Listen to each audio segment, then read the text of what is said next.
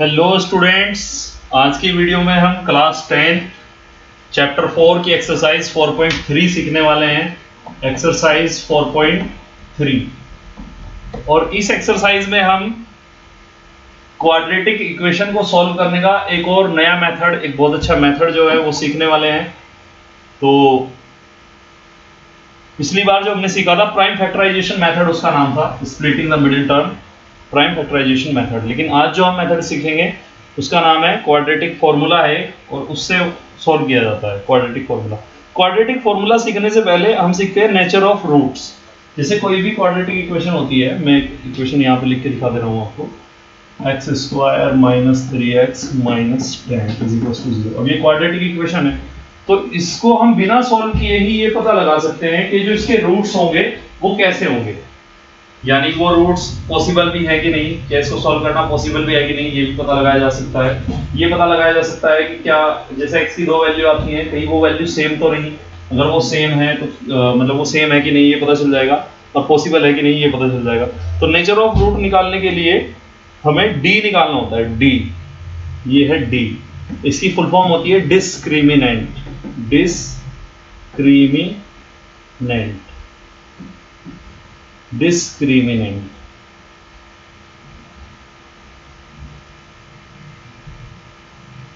तो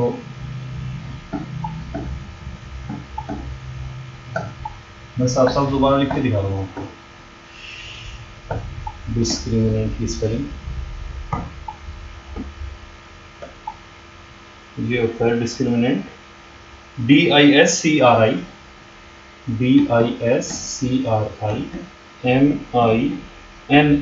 MINANT, discriminant. अच्छा, discriminant का फॉर्मूला क्या होता है? D is equal to b square minus 4AC, b square minus 4AC। ये आपको रट लेना है बिल्कुल, D is equal to b square minus 4AC। अच्छा, जब D आप सॉल्व करेंगे तो कुछ ना कुछ वैल्यू आएगी इसकी, या तो पॉजिटिव आएगी, या तो निगेटिव आएगी, या तो जीरो आएगी। अब अगर ये आती है वैल्यू निगेटिव, ठीक है, डिस्क्रिमिनेंट अगर आता है निगेटिव, तो इसका मतलब होता है नो रियल रूट्स।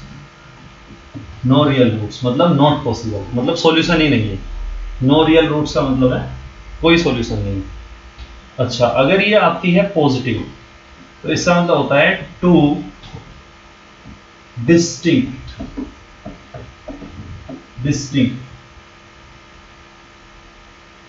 मतलब अलग अलग, टू डिस्टिंक्ट रियल रूट्स, यानी दो अलग अलग वैल्यूज आएंगी। एक x की जो दो वैल्यू है वो दोनों डिफरेंट आएंगे। अगर ये जीरो आ जाए, ना नेगेटिव ना पॉजिटिव, तब क्या हो?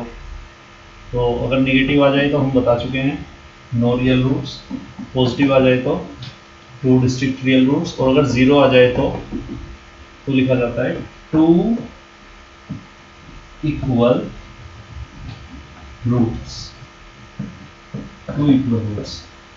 ये रूट्स क्या है? रूट्स मतलब वैल्यूज, जो x की वैल्यू आती है फाइनल, उसे रूट्स कहते हैं। एक बार फिर से बताना चाहूंगा, d का formula B square minus 4AC। अब जब बी स्क्वायर माइनस 4AC आपने सॉल्व किया तो या तो पॉजिटिव आएगा, या तो निगेटिव, या तो जीरो आएगा। अब अगर वो निगेटिव आता है तो नो रियल रूट्स, यानी क्वेश्चन आगे सॉल्व ही नहीं होगा। पॉजिटिव आता है तो टू डिस्टिंक्ट रियल रूट्स, यानी दो अलग अलग आंसर आएंगे। और अगर जीरो आता है तो टू इक्वल रूट्स, यानी दोनों सेम आंसर आएंगे। ये आपको बिल्कुल लर्न कर लेना है, इसको नोटबुक में लिख कर लेना।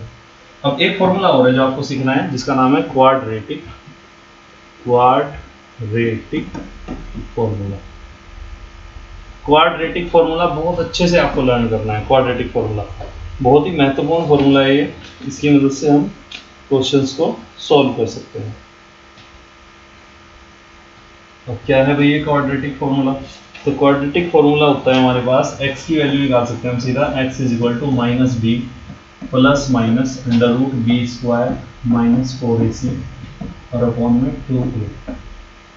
मैं एक बार पढ़ के फिर से बता दे रहा हूँ, x is equals to minus b plus minus, देखो किसी बच्चे को ये नहीं लगना चाहिए कि सर ने गलती से प्लस भी लगा दिया और माइनस भी लगा दिया।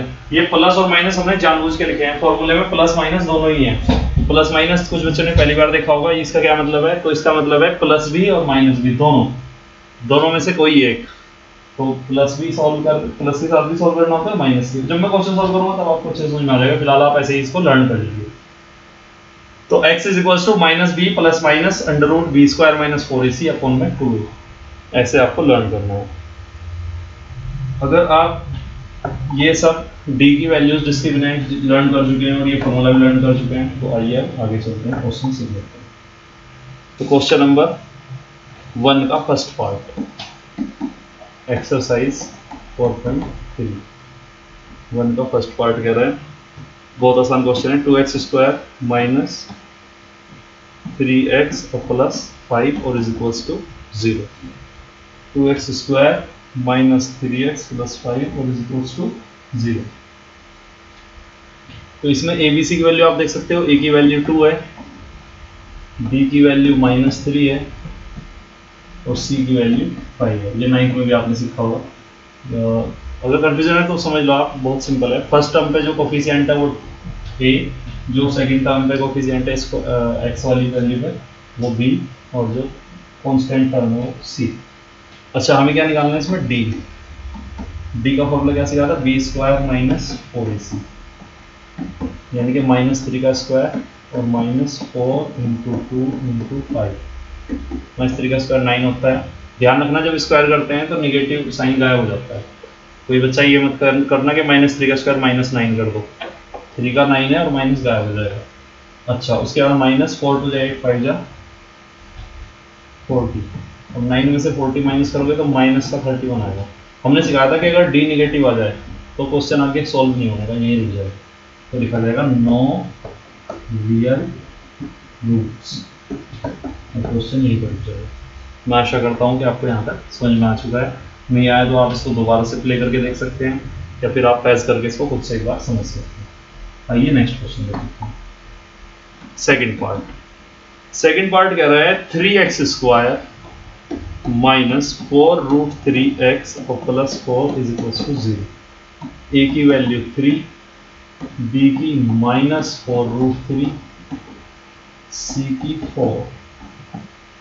तो डी का क्या फॉर्मूला होता है हमारे पास, बी स्क्वायर माइनस 4ac, यानी कि माइनस के 4 रूट 3 का स्क्वायर और माइनस 4 इंटू 3 इंटू 4। तो देखो स्क्वायर जब करेंगे तो माइनस तो गायब हो जाएगा, 4 का स्क्वायर करेंगे तो 16 आएगा, और रूट 3 का स्क्वायर 3 होता है। जिन बच्चों को नहीं पता इससे ध्यान रखेंगे, रूट के किसी भी नंबर का स्क्वायर करो तो रूट गायब हो जाता है, नंबर बच जाता है।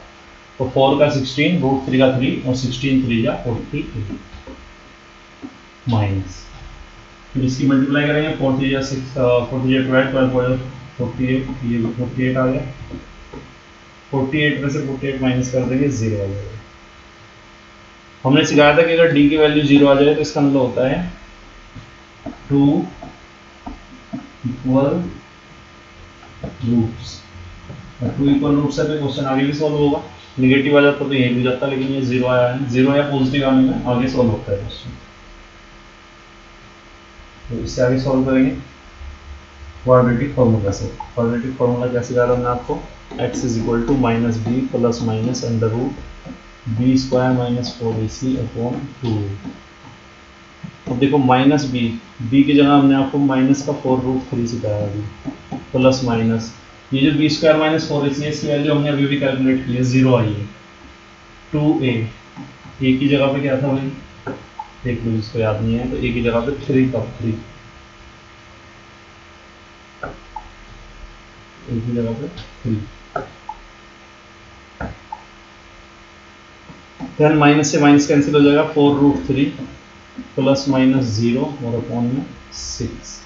अब ये जो प्लस माइनस 0 है तो 0 की तो कोई वैल्यू होती नहीं है, मतलब प्लस माइनस करो 0 कोई फर्क नहीं पड़ता, तो उसको हटा देंगे और आंसर में केवल 4 रूट 3 अपॉन 6 आ जाएगा और ये कैंसिल हो जाएगा। आंसर बना हमारा 2 रूट 3 अपॉन 3। अच्छा, आप में से अगर किसी बच्चे को याद हो तो हमने एक बार आपको सिखाया था कि क्वाड्रेटिक इक्वेशन के में x की 2 वैल्यूज आनी जरूरी है, तो यहाँ तो एक ही आई है, क्या करें, तो इसको दोबारा से लिखो सेम।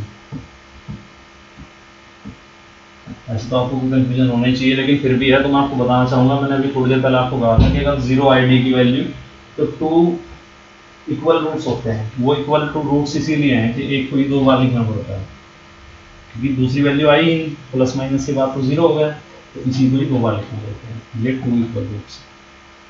नाउ थर्ड पार्ट, अब इसका थर्ड पार्ट कह रहा है कि 2x² minus 6x plus 3, 2x² minus 6x और प्लस 3, ए का 2, बी का -6,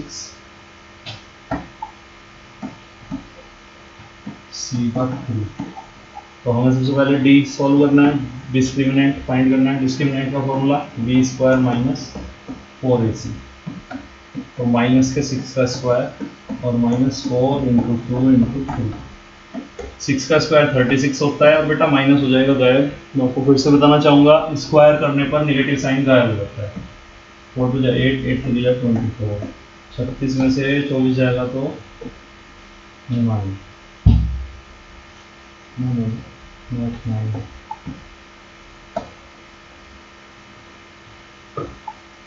12 बचेगा 12। तो डी हमारा पॉजिटिव आ गया। और हमने कहा था कि जब पॉजिटिव आ जाए तो क्या लिखा जाता है, 2 distinct real roots, 2 distinct real roots. आइए आगे सॉल्व करते हैं इसको। एक्स का फॉर्मूला कैसे किया था हमने, -b plus minus √b² minus 4ac upon में 2a। वैल्यू कर देंगे, b की वैल्यू क्या थी, माइनस का 6 थी, प्लस माइनस रूट, इसको भी सॉल्व किया है, 12 आया है अपॉन 2a। ए की जगह पे क्या था, मुझे याद नहीं है, यहाँ से देख लेते हैं। ए की जगह पे था 2, ये हो जाएगा यहाँ पे 2। देन माइनस से माइनस कैंसिल हो जाएगा, 6 प्लस माइनस। अच्छा, जो √12 होता है इसको हम सॉल्व कर सकते हैं इस तरह, 2 सीधे 12, 2 3 6 और 3। यहाँ से 2 जो है पेयर में है तो बाहर निकल जाएगा, और √3 और अपॉन में 2 2 4। अब ये 2 न्यूमरेटर से कॉमन ले लेंगे, तो न्यूमरेटर से 2 कॉमन लेंगे तो बचेगा 2 3 6 प्लस माइनस √3 अपॉन 4। ये 2 से 4 कैंसिल हो जाएगा 2 टाइम्स, और हमारे पास आया फाइनल वैल्यू 3 प्लस माइनस √3 और अपॉन में 2। ये एक्स की वैल्यू है। इसका मतलब क्या होता है वो लिख लो। इसका मतलब होता है कि अब एक बार तो पॉजिटिव करना है और एक बार नेगेटिव। तो वो था ना 3 प्लस माइनस √3, देखो यहाँ पे लिखा हुआ 3 प्लस माइनस √3, तो इसको हम लिखेंगे एक बार तो प्लस में लिख लेंगे 3 प्लस √3 अपॉन 2, एक बार माइनस में लिख लेंगे 3 माइनस √3 अपॉन 2। ये दोनों ही वैल्यू हमारे पास में एक्स की value. I hope you understand.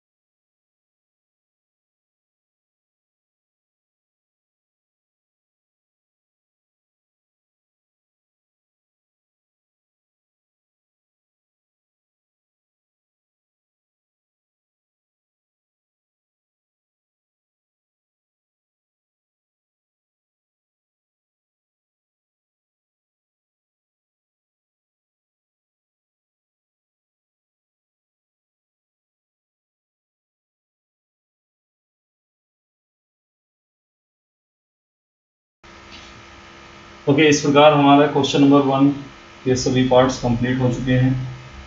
मैं आशा करता हूँ कि इसमें कोई कंफ्यूजन आपको नहीं होना चाहिए।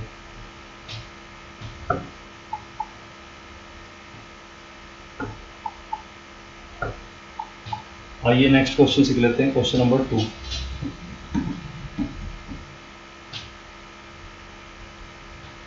क्वेश्चन नंबर 2 कह रहा है कि find the value of k for each of the following quadratic equations so that they have two equal roots। यानी इनके जो है टू इक्वल रूट्स आने चाहिए। तो हो जाएगी, देखो 2 का first part 2x square plus के एक्स और प्लस 3 इज इक्वल्स टू 0। ए का 2, बी का k, सी का 3। अब हमने क्या सिखाया हुआ है आपको डिस्क्रिमिनेंट के लिए। अच्छा, आप ये समझो, ये कह रहे हैं two equal roots. Two equal roots कब होते हैं? जब डिस्क्रिमिनेंट 0 होता है। तो इसमें लिख दो according to question b is equals to 0। b का क्या फॉर्मूला सिखाया था हमने? b square minus 4ac is equals to 0। b की जगह पे k स्क्वायर हो जाएगा, k का स्क्वायर, b की जगह पे k और स्क्वायर फॉर्मूले की वजह से 4 की जगह 4, a की जगह पे 2 और c की जगह पे 3। के स्क्वायर माइनस 4 दूनी 8 किया 24 इज इक्वल्स टू 0।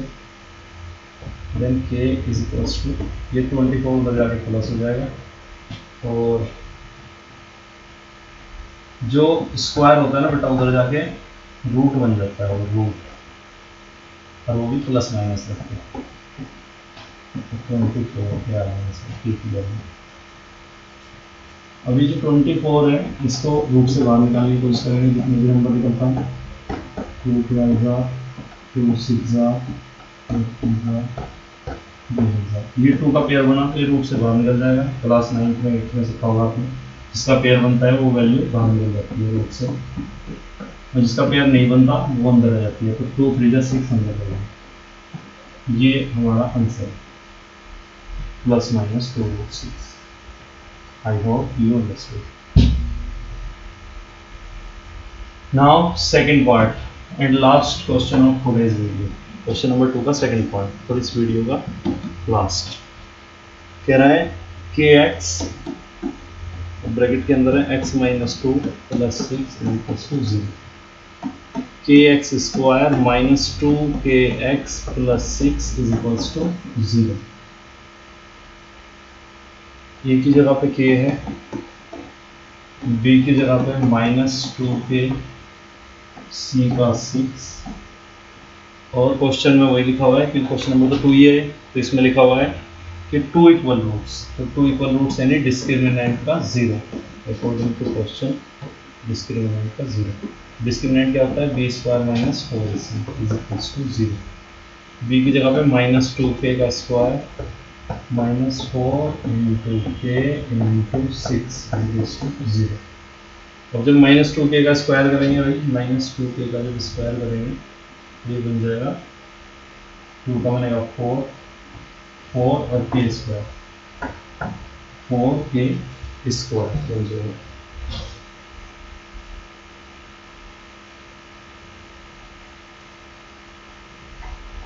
यहाँ तक एक बार दोबारा समझ लीजिए आप।